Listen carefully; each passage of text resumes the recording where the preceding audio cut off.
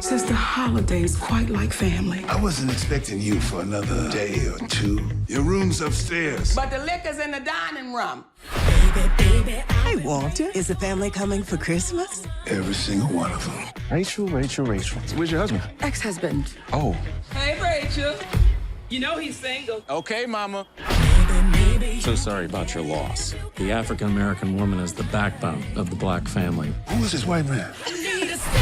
Those are those pink pants, Malibu Barbie? They gonna kill each other out there. Uh-oh, somebody got a boyfriend. I got vibrators older than that child. Give it to me.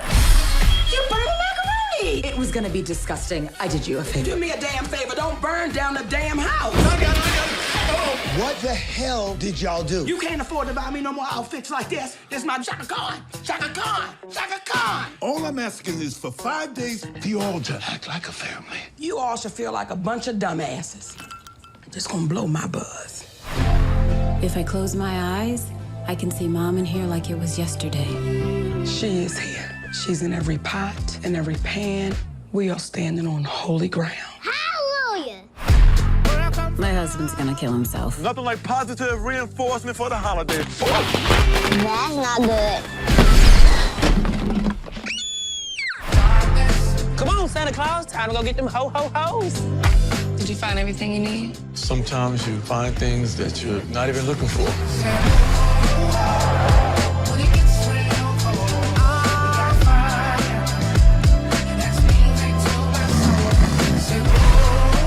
Do you want some stuffing, baby? Boy, I'm a grown-ass woman. I'ma stab your ass with this fork. Do you hear me? I would love that. At least we know it can't get any worse. Lonnie? Oh my God. Oh my God. You two know each other? Oh my God! What the hell is going on? I'm his wife, you dumb bitch. Who you calling a dumb bitch? You dumb bitch, young bitch, silly bitch, dead bitch. She got the gun, bitch. Lonnie, if you're gonna bring bitches in here, bring a smart bitch. I'm too old for this.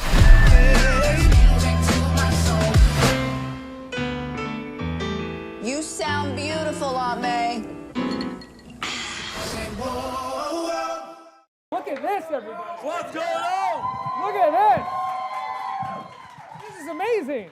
Thank you so much for being here, you guys. Glad to be Tell here. you, it is wonderful to have you here. You are all wonderful in the movie, but Monique is a national treasure in this movie.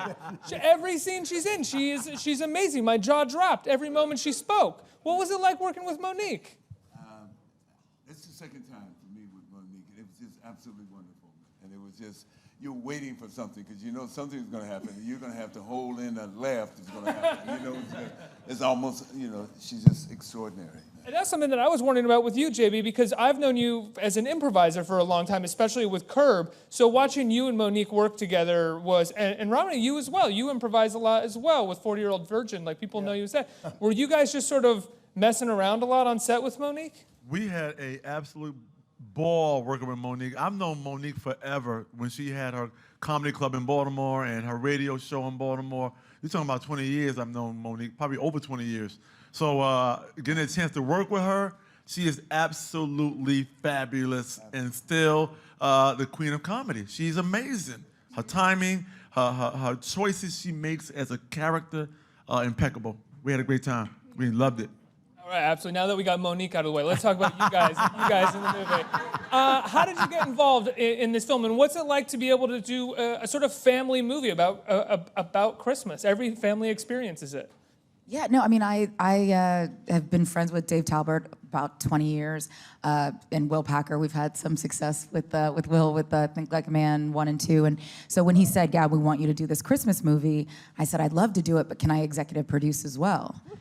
Which is kind of a big ask, but he had every right to be like, no, I've been doing okay by myself. What did that mean for you, executive producing? Like, what sort of role did you want to step in and fill as executive producer? To that try can to mean provide many things. opportunity, you know. So I think Rom was my first call. To go a begging, and then Nick, and just started begging. Please come play with us. Please come do this movie. You know, and then you have Danny Glover. I mean, just to be able to say I was a part of putting people to work, is a huge thing, and just having a little bit more control, not just creatively, but over the experience. I want everyone to have an amazing experience from the time they step on set in hair and makeup to the time they leave at night. So just, trying to lend, what I know as talent on one side of the fence to, what happens over in Video Village. Guys, how'd she do? Be real. How'd she do? Absolutely amazing. Thank you, JB. I was a little blown away. I'm not just saying that because she's right here. No, she's an amazing actress, an amazing producer.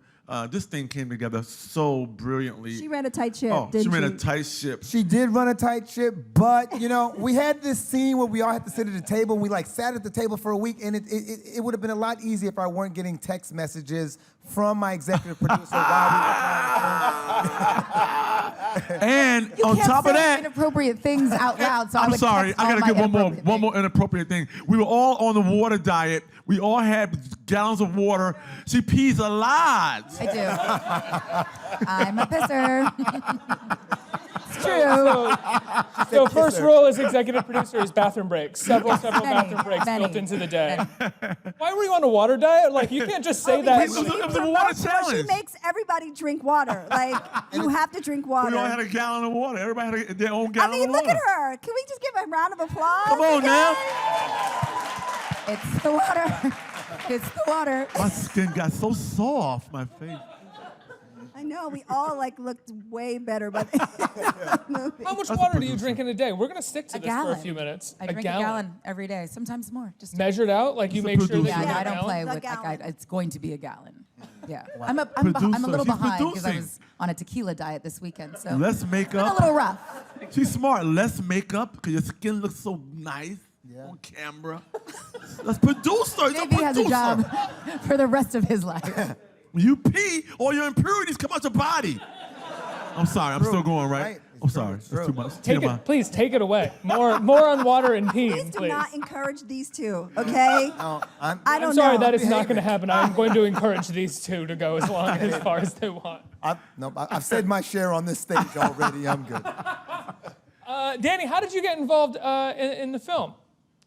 Well, the script came in.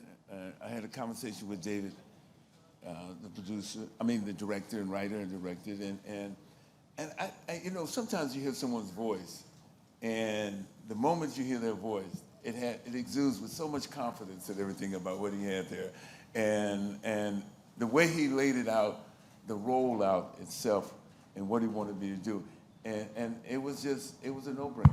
It's funny that you use the word confidence because I feel like your character is specifically struggling with his own confidence and how to take care of his family in this Christmas. It's so, and as I said this earlier, my mother died suddenly, and I always wondered, I had my father with me for 18 years after she passed, and I always wondered what he went through in that period of time of mourning and everything else that went as a result of that, and then trying to pick up because my mom was the matriarch. I come from a very strong matriarchal line, but I had the most extraordinary, beautiful father that you could imagine. And all the kind of things that he would have to go through. And I think some of that I kind of imagined while I was working on the script, working on what you call, kind of imagine what my dad go through. The questions I never asked him about losing someone he was like madly in love with my mama. And then going through all of those things that you normally did with that person, like a Christmas or just the daily routines. I can't. Christmas will never be the same. She cooked the sweet potato pie. She was the queen of sweet potato pie, my mama. She cooked the turkey. She cooked everything. She was just, it's something. She was everything to us. And so it was five kids. We lost her. And it was all of us sitting here, trying to figure out what to do. But my dad came to the table, man. He came, with that morning, went through all that, and we began to have, he began to cook. How was his sweet potato pie? His sweet potato pie, his specialty was pecan pie. Pecan pie. Pecan pie. I don't know. I think my sister came the closest to replicating my mama's, and then I came in second, my sister. Dad didn't even try. He wasn't going to go there. He had his pecan pie, and that's it. And that's what I really liked about this film, is that it's about most sort of dysfunctional family holiday films don't actually feature a slight reason for that dysfunction, but all of these people are sort of dealing with the tragedy of loss, and that's where a lot of this dysfunction comes from. Was that something that interested you in the script? You know, what actually, well, there are quite a few things that interest me in the script, but I do, that's a good note. That is a great note, that we actually saw what we were dealing with. To be quite frank, I felt like it was really interesting to have an opportunity to play the husband of Nicole Ari Parker, bottom line. And I was like, whatever it takes, no offense. Boris, you out there? I love you, bro, but I wanted to be next to your wife. I'm sorry. So,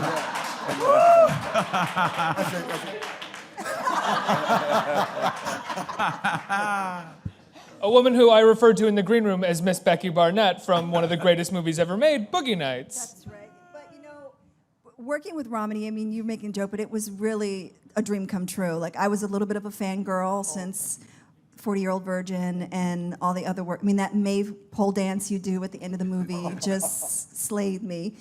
And, you know, working with Gab and having her executive produce, and it was just it was a no-brainer. Even though I'm like married into the family, I'm the sister-in-law. It was just an incredible experience. The whole shoot was just warm, and watching Mr. Glover work was pretty profound. And I can't imagine all of you like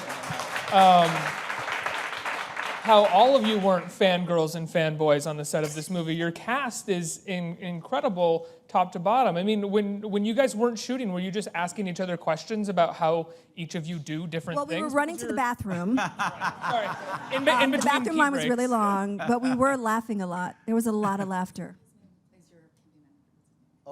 Michael. John Michael. John Michael.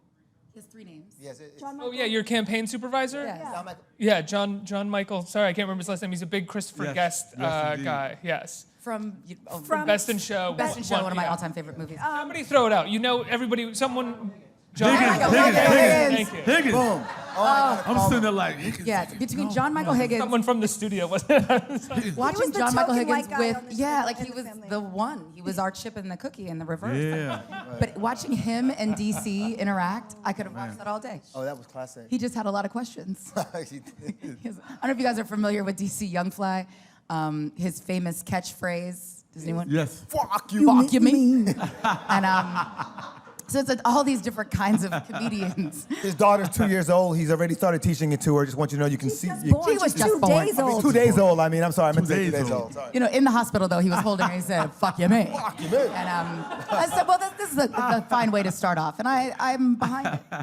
Yeah, it was a lot of interesting conversations. You have people who are just new to the industry, so we're talking to them about money management and how this industry works, and you know, people who've been in the Jessie Usher and Carrie Hilson joined Yeah. the cast too. So It was Yeah. great. Yeah, we had a lot of great times on the set. It's true. You had like a lot. There's this range, like generational, but also just in methods of entertainment, approaches to comedy and approaches to drama. And it's like this reminds me of those old days when you'd watch something and it was like, comedy and dramedy were not, you know, exclusive of one another. They were like, it's a dramedy. You know, you laugh and cry at the same time. Yes. I saw Monique and Danny were doing Mr. Glover. We're doing a scene together. Apologies on that one. I didn't realize. No, right? No, and I'm snickering, so I'm like, let me step off set so that I don't, you know, mess up the take. It gets really quiet. I come back and they're doing a scene that makes me want to cry. It's like all. Oh yeah, we would in one gather take. around the monitor man. and Yeah. it would just be quiet on set when Monique and Mr. Glover did a scene together. It was pretty powerful. So powerful. Yeah. Yes. And Mr. Glover, you have your line in the film. I'm getting too old for this. I think that deserves a round of applause, guys. We gotta have that. How did that line land in the film? Well, I always it's some film I do. Someone always wants me to say I'm getting too old for this, and I've used it judiciously. Even If when I'm you were signing 25? an autograph, the first line they say, "What do you want me to sign?" I'm getting too old for this. For their father or something like that. Tell my father he's not getting too old for this. You know what I'm saying? And so it landed in there. It just almost felt natural in the sense of that. You know, another kind of, I would say, action, comedy, drama in Lethal Weapon, you know, in a sense. You know? You're one of the few actors, maybe one of two, who I think has a line that can go into different movies. It's you and Arnold Schwarzenegger. He has I'll Be Back, and you have I'm Getting Too Old for This. And it works in different movies outside of the franchise that it was started in. When you first did that line in Lethal Weapon, did you have any expectation for what it would become? In fact, the line itself was improv, you know. So it is actually your line. It wasn't this part of the script. Dick Donald always said, give me something, say something at a particular moment. And I was laying there after Mel had flipped me over at the very first time we meet. And I just said, I'm getting too old. Because all my conversation is about me getting too old. Because I'm 50 years old in the film that we made 30 years ago. And then I'm saying, I'm getting too old, I'm ready to retire. And then after that, what happens, and I said, I'm getting too old for this. And it becomes, I had no idea. There's no idea. But, you know, those are the things that carry the movie in some sort of ways because it's repeatedly used in the next sequel and the next sequel. I'm glad it's only 4, but but it's something. Yeah. And you can't, it's funny because I run into people, men or even women, who will come to me. I run into construction workers, and they'll say, I'm getting too old for this. That is called that's the original, that's Darwinism, that's the original meme right there. That's before we had the little pictures in the square. Right. Did you ever have a moment where, as you've sort of like gotten a little older, where you didn't want to hear someone yell that to you because maybe you had a birthday that day and you're like, I don't want to hear that I'm too old for anything right now? You know, I mean, you know, you go up and down. The older you get, you go the good days and the bad days. The good days and the bad days. I'm telling this younger generation that, you know, but that's what happens. And yeah, I mean, I don't feel like, sometimes it brings a smile, it always invariably. 99% of the time it's going to bring a smile on my face when somebody says that, you know, but in one instance, because you think about it and reflect on it, and sometimes you you in concert with the other person who's saying it. Yeah, we are getting too old for this, you know. So I don't recall a time that the line was not something that brought a smile on my face and their face as well. Oh, that's incredible. You know, I mean, it's really. Romany, I have a question from Mr. Glover, actually. So you get an idea That's of why how I'm a 6 always a a.m. shoot stepchild. started, right?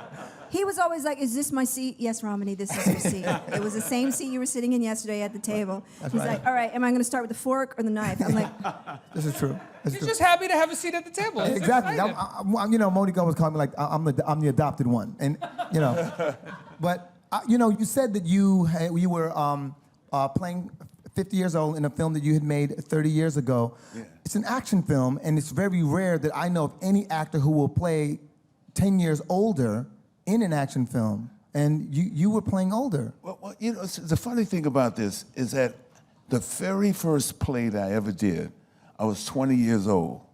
Very first time I'd ever been on stage. It was a play called Papa's Daughter, and I was playing the father of a teenage girl in a play, in a community theater play. You know what I'm saying? So I've had, it seems to be that I'm always attracted to roles where people think I want me to play older than I am, you know? Yeah, it's funny.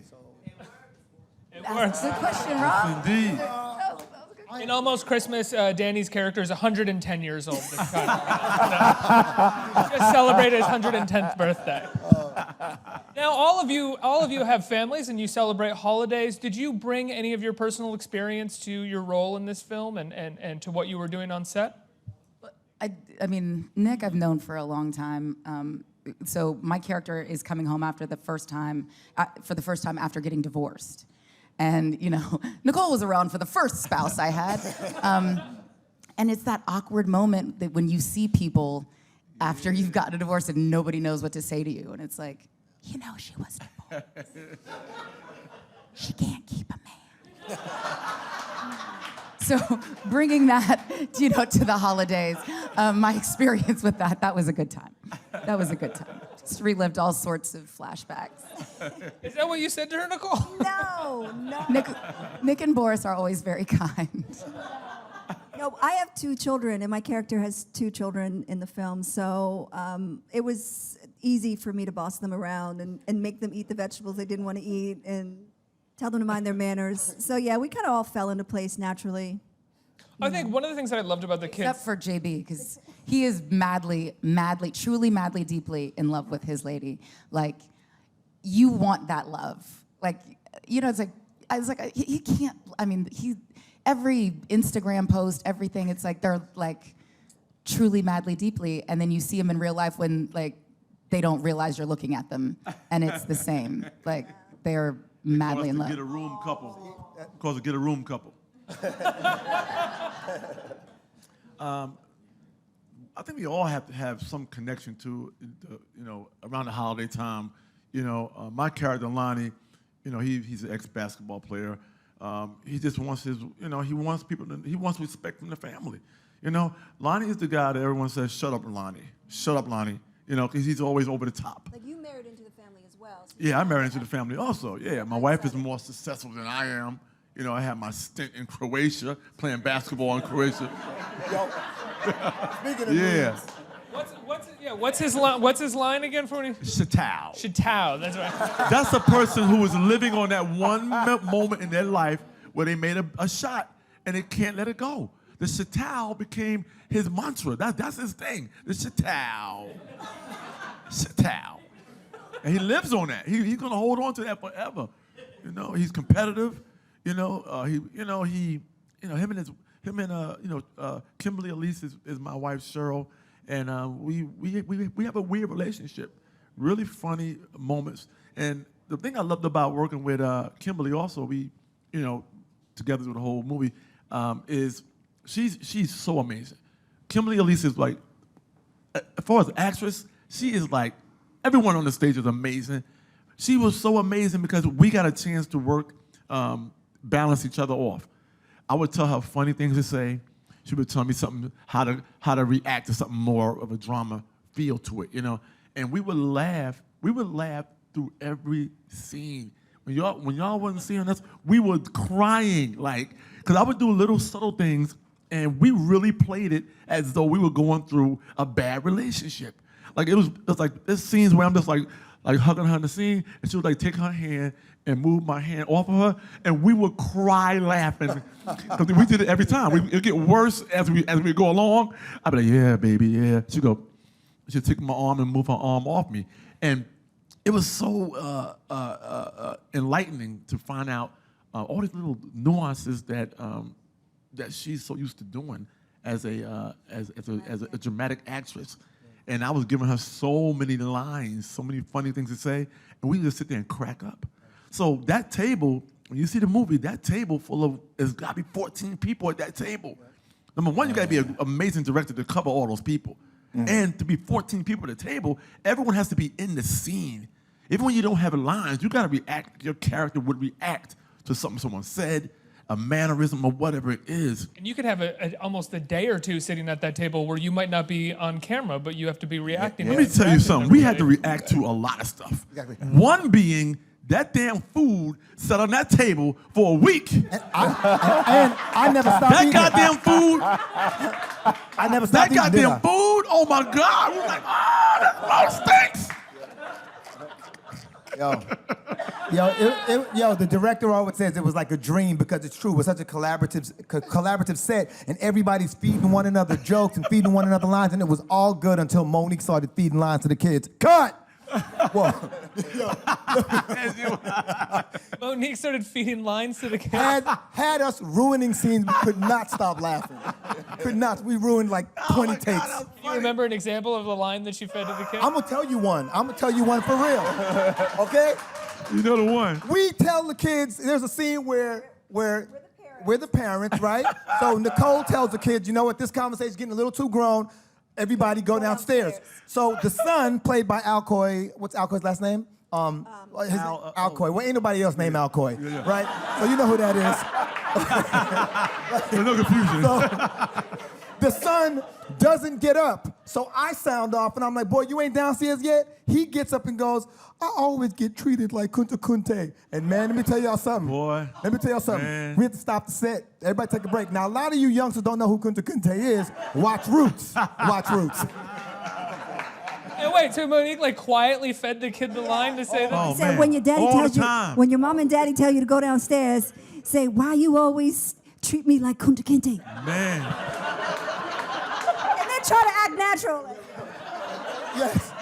And he is such a natural actor. Oh, it ruined us. Ruined many. That is amazing. I'm going to open up to the Love audience for questions. Who has questions out there? Right here, sir. Hi, everybody. I'm totally fanning out right now. My whole life in movies is right up here. Dude, you should come up here and take a selfie, bruh. Please. I would love that. Color Purple, Bring It On, 40-year-old version, Soul Food, the series, and Pootie Tang. Sarate, my main baby. I'm a king of time. Sarate, what a time. My question, when was your Jefferson's moment when you knew you made it? You're like, I made this. This is for everybody. Oh, wow. Man. Wow.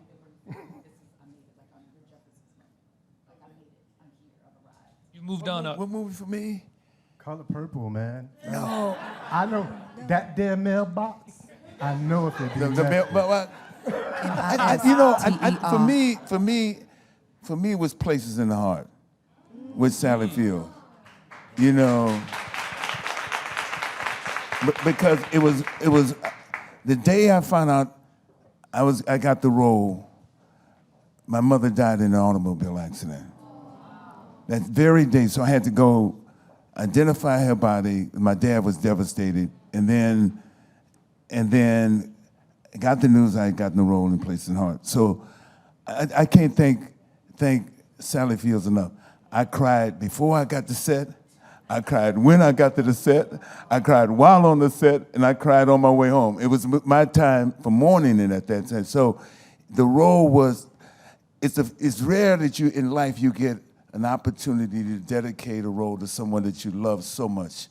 And my work in there is like my tribute to my mother in Places in the Heart.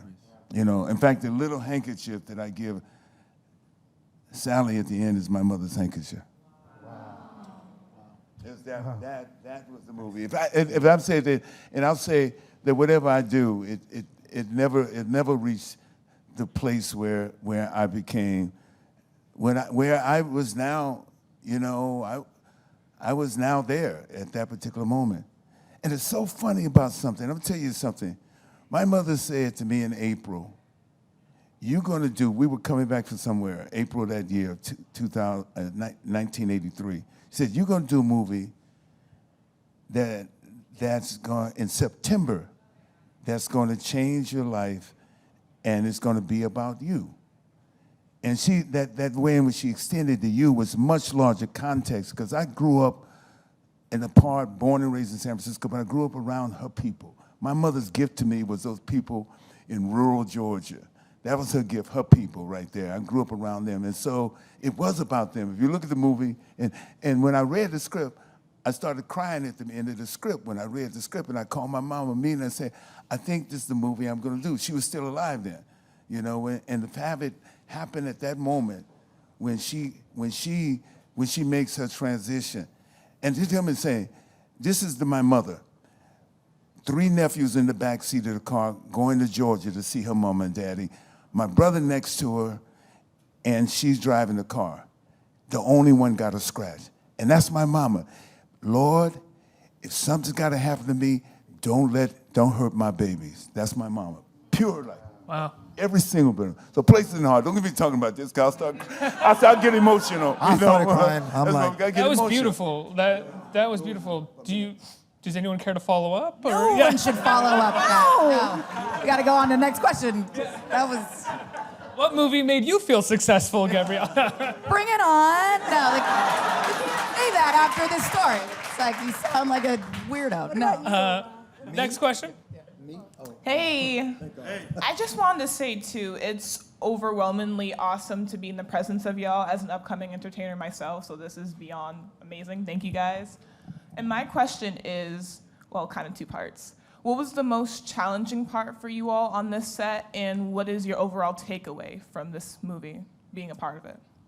Oh, I think mine is a big scene towards the end of the movie where I'm not gonna give it away.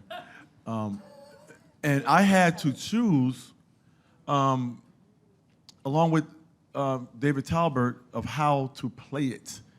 And I'm happy he allowed me to do it both ways, as a comedic JB, and as JB taking a turn in my acting and a different take on it, which I actually enjoyed the dramatic take on it better than the funny take on it.